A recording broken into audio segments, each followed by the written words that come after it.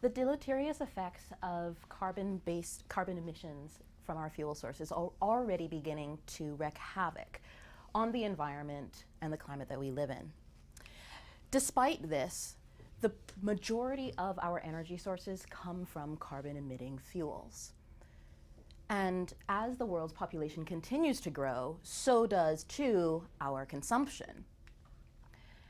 And yet, solar energy, arguably the world's most abundant resource, only comprises a minuscule portion of our energy grid today. Despite the fact that the sun provides 5 times 10 to the 24 joules per year, which is orders and orders of magnitude over the amount that we are consuming, that we would be predicted to consume in 2050. Now, what is blocking the large-scale implementation of solar energy? Well, the sun, as we know, is an intermittent energy source. And so we don't have access to the sun 24 hours a day, 7 days per week. And in fact, the irradiation of the sun does not match up with our consumption and demand of energy, where the peak times and the peak demand for electricity is later on in the evening, whereas the peak irradiance from the sun is around noon. So how do we look to store the solar energy so that instead of using immediately at the source, we can store it for later use and spread it out amongst our consumption demands? Well, looking to nature for inspiration reveals an elegant solution in artificial photosynthesis. Much like leaves on plants, water splitting or artificial photosynthesis involves taking water and splitting it into oxygen and hydrogen gas and using those fuels for energy. And water splitting is comprised of 2 half reactions. One is the oxygen evolution reaction, and second, the hydrogen evolution reaction. Now, this in total requires the input of energy, and because it is so high, requires catalysts to lower the activation energy of this reaction. Now, in particular, my focus is on the oxygen evolution reaction and the catalyst for that reaction because it's the current bottleneck in artificial photosynthesis.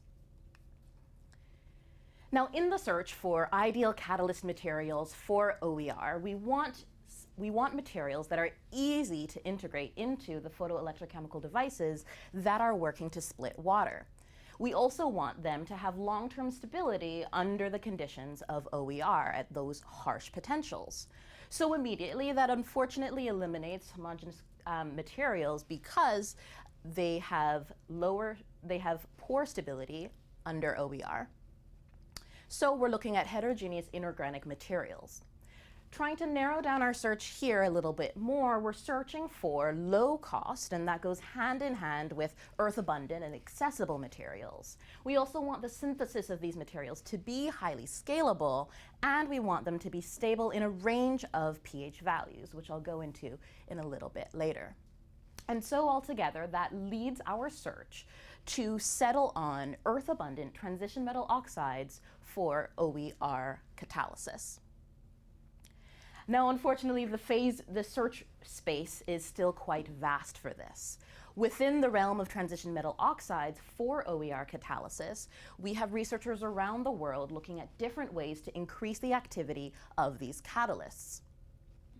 We have, for instance, cobalt oxide nanoplates. Increased activity is obtained by increasing the oxygen vacancies.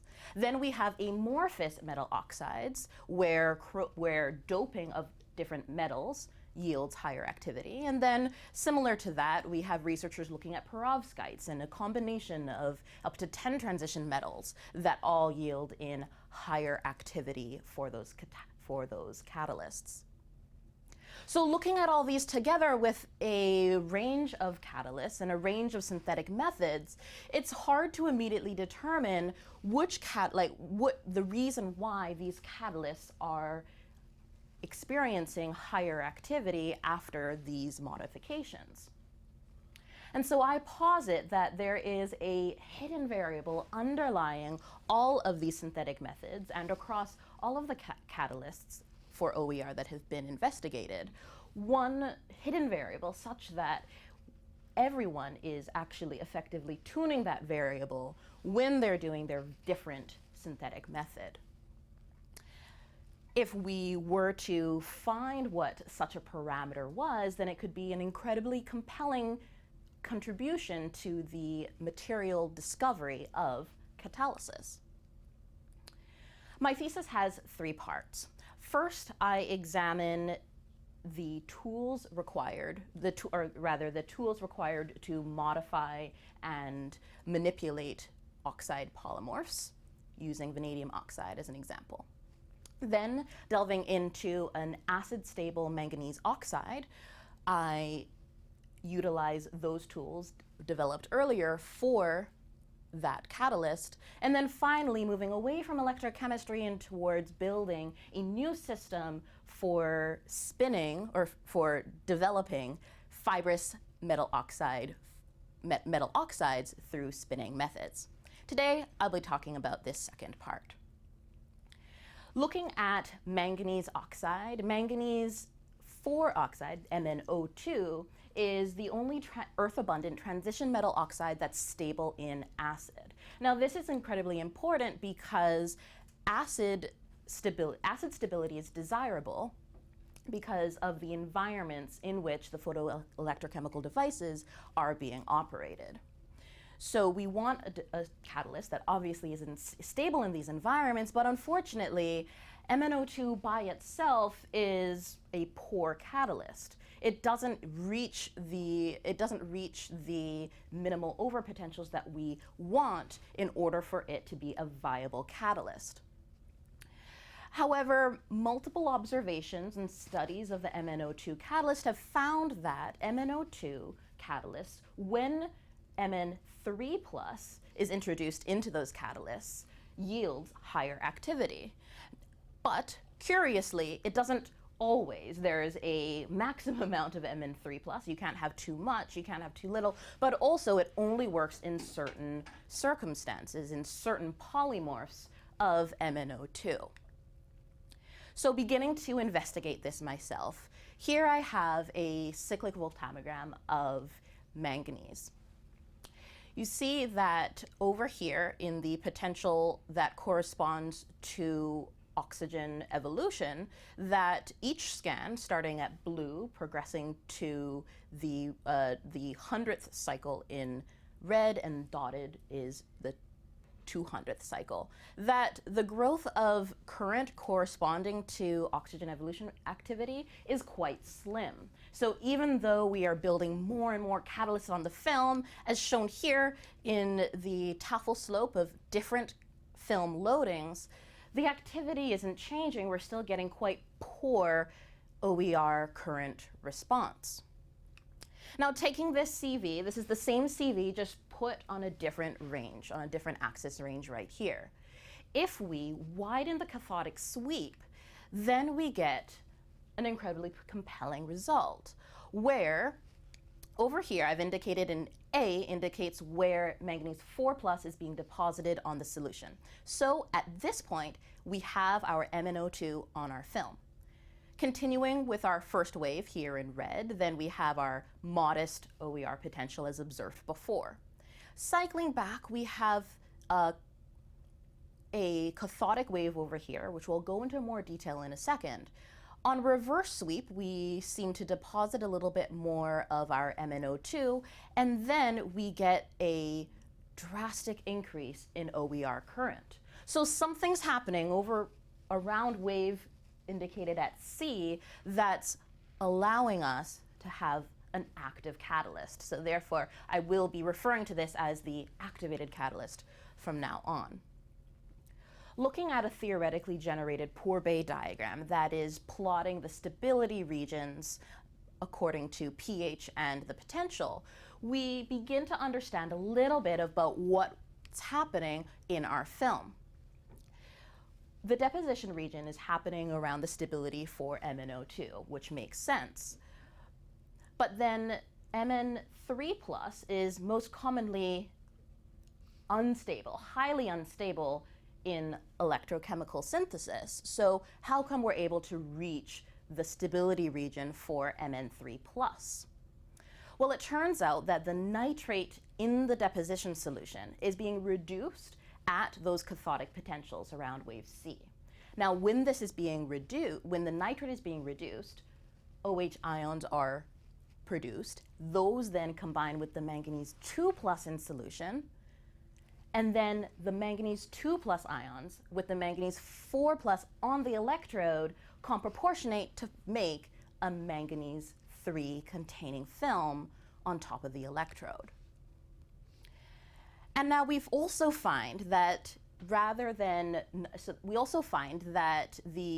cations present in the nitrate solution not only act as the counterion, but rather also have an effect on the activity as well, with different cations producing the same trend in activity, but to different amounts. Rather than cycling these films over and over again, a deposition protocol was created for the deposition of activated films. So first, an MnO2 film in the burnasite polymorph is deposited on the electrode. And then after a cathodic potential, a hospenite polymorph of manganese oxide is deposited.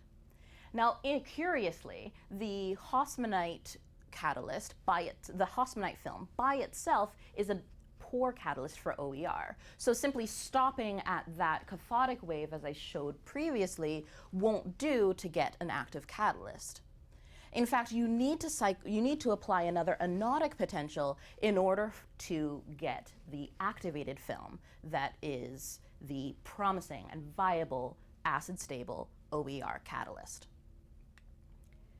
So to study these films with this deposition protocol, we took it to the beam line at the Stanford Linear Accelerator, where a custom setup for X-ray absorption spectroscopy was designed and built.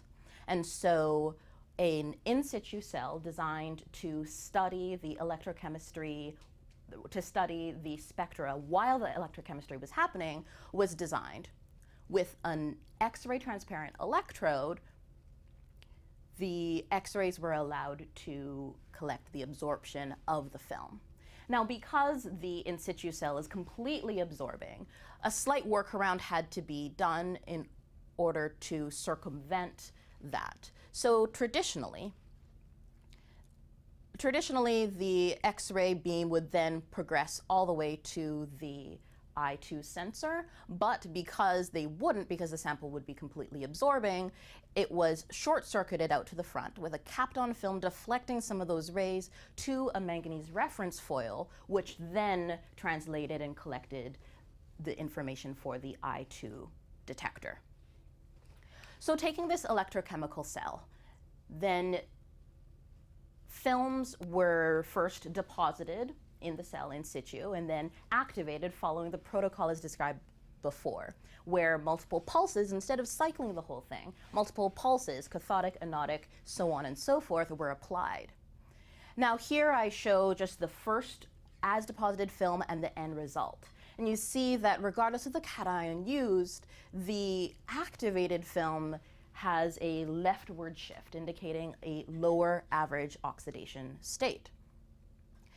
The Zane's spectra provides us with a lot of information, not just for the oxidation state, but also for the molecular composition and structure and the quantitative local structure when we go to the extended X-ray absorption fine structure, or XAFs. The pre-edge also gives us some more information. So advancing to our in-situ study, films were deposited with in the presence of potassium nitrate.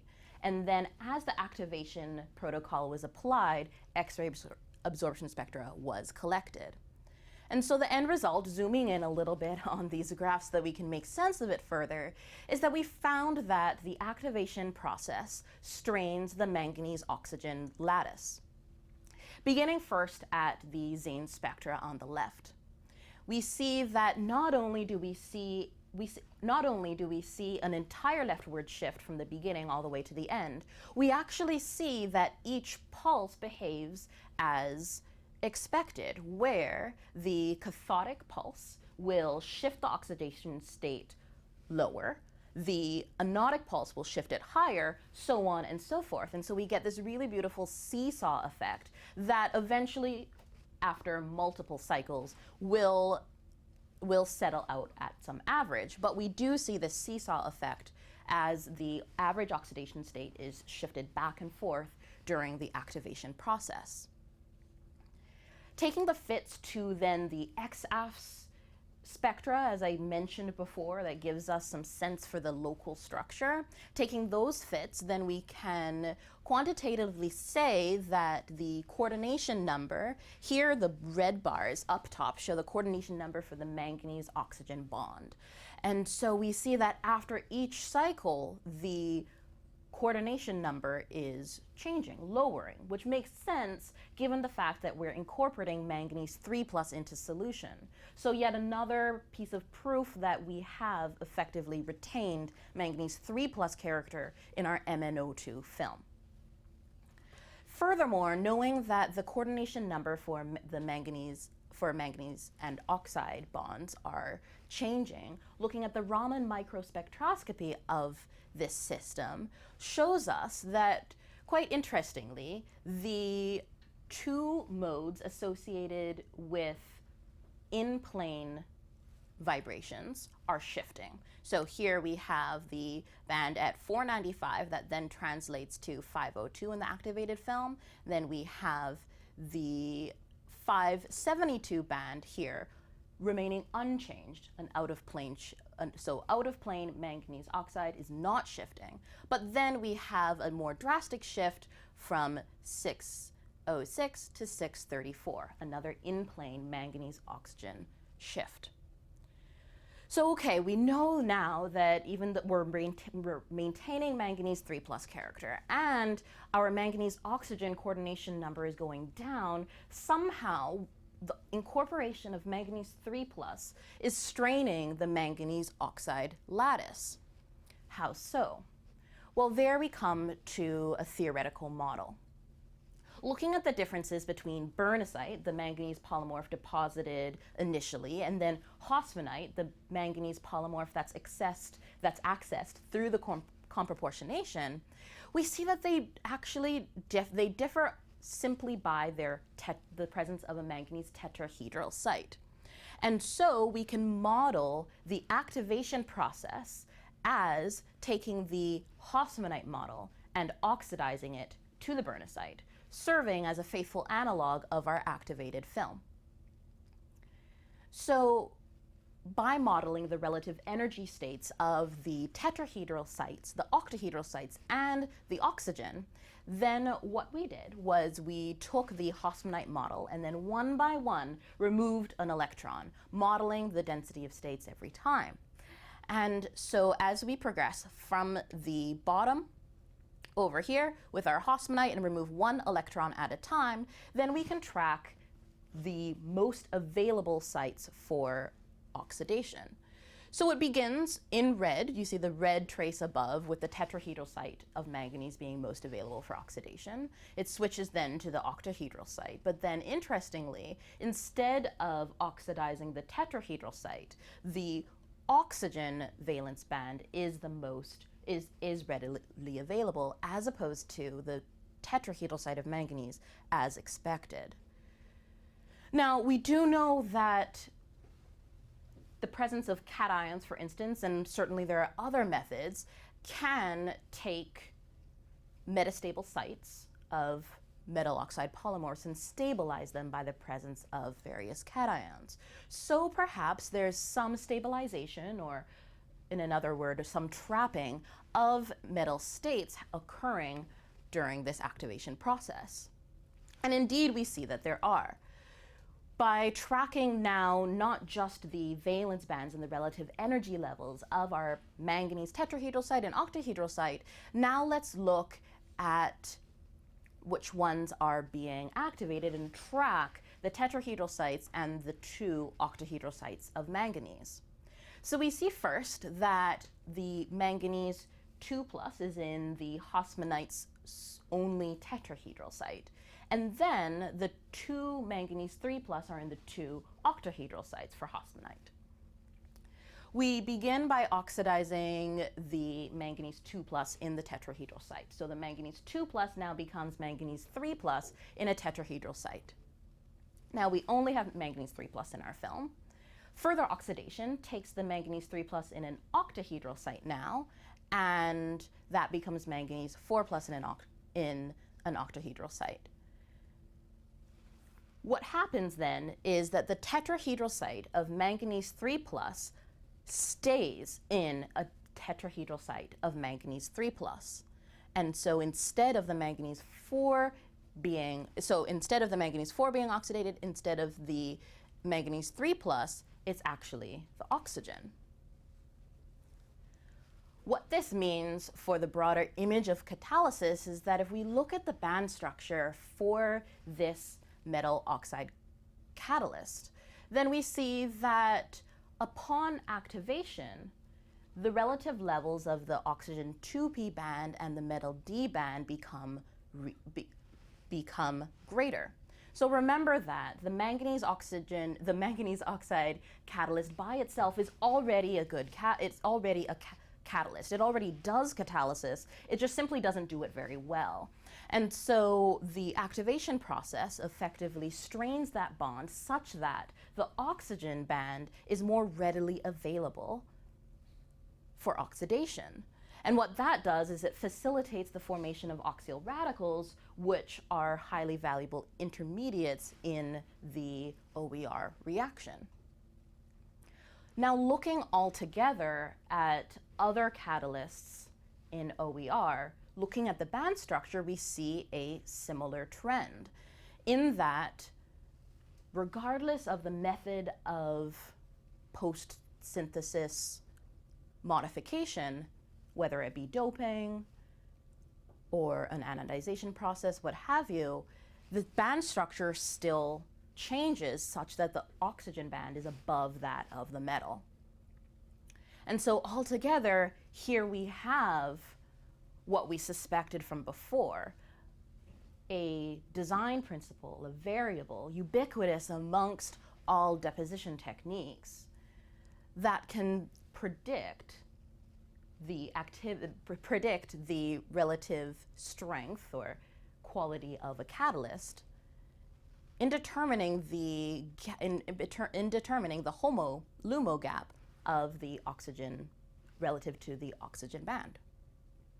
And so here we have an incredibly compelling design criteria for metal oxide catalysts moving forward, which will hopefully springboard the storage of solar energy, thus increasing the implementation of solar energy worldwide.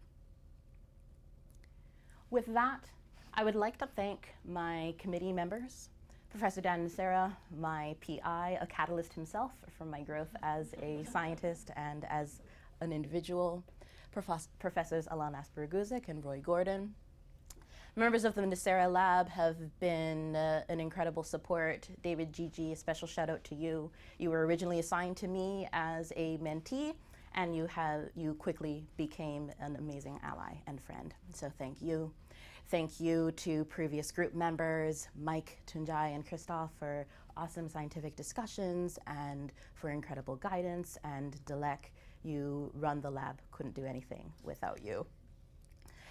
At SLAC, thank you to the Beamline scientists and staff scientists who equipped me to stay up all night running experiments and learn some really fascinating techniques. Daniel at MIT, my theorist, who was incredibly receptive to any theoretical scenario that I threw his way. The Harvard Disease Biophysics group, who I collaborated with for my nanofiber spinning project, who were amazing in letting me use their space and learn from their techniques. David Ginley and Bill Toomas at NREL for heading the EFRC and allowing me a lot of awesome opportunities to collaborate with scientists all over the US.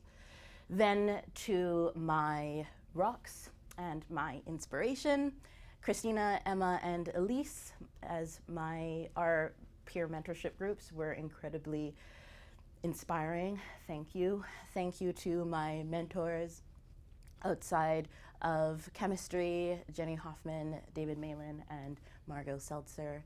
And quite finally, thank you to my family and friends, both here, near, and afar. Thank you very much.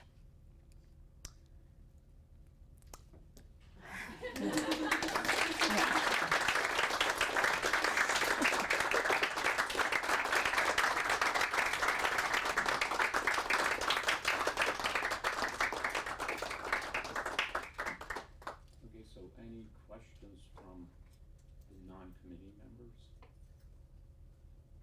How about you? No. Good. Okay, Christine. Well, yeah, just how do you generate the density of states? How does that theory, work? What is the method? So the manganese 3 model, the Haussmannite, was allowed to, the lattice was fixed, but then it was allowed to locally relax. And so then as it was allowed to locally relax after each subsequent electron oxidation, the shift was calculated there. But it was fixed, the whole lattice. At the beginning of your talk, you said manganese 3+ was determined before by other people to be found deleterious to OER activity. In your deposition method, it seems like for how you describe how it's happening that you may be fundamentally capped on like the amount of Mn3+ you get. If you keep on cycling it, do you ever get to a point where you do have too much manganese +3 in your material, or? Oh, upon cycling. Yeah. So if you repeat repeat the cycles, I'll go back to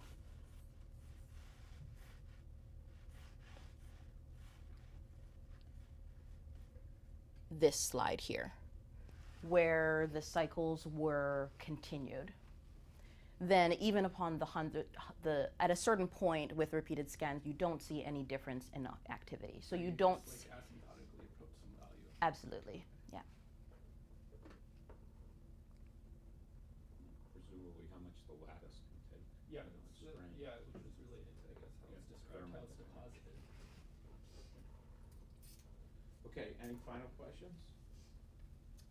Okay, so public is dismissed and the committee will